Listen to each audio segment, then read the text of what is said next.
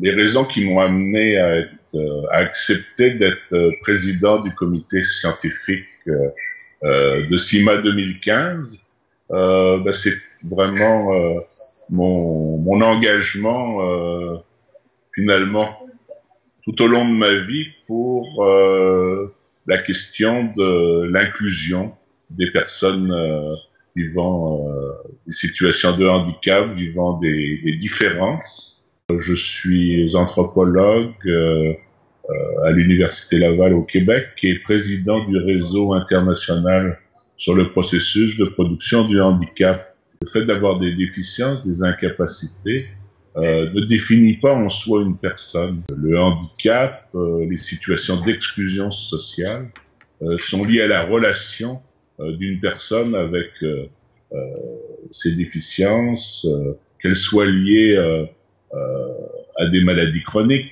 à des déficiences de type motrice, visuelle, auditive, donc tous ces éléments, ou liés au vieillissement ou à des détresses sociales, ce sont des caractéristiques des personnes, mais qui ne vont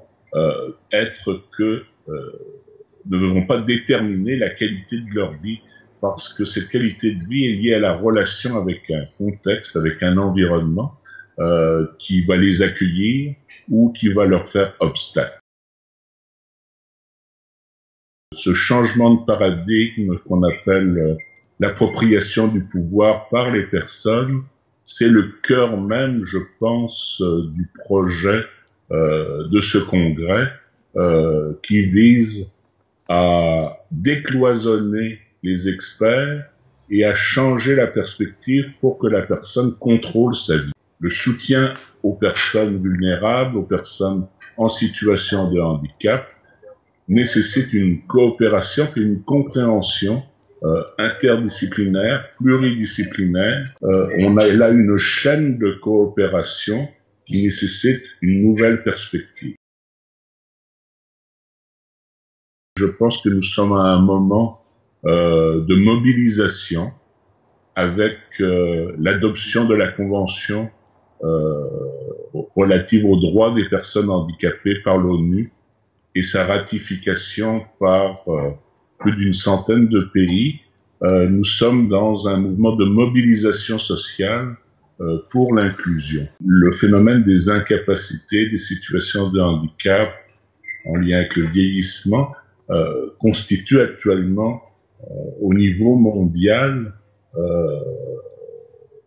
une problématique de plus d'une personne sur 10 à peu près. Puis quand on va en vieillissant, c'est encore beaucoup plus que ça. Donc c'est de l'ordre du milliard de personnes au niveau mondial.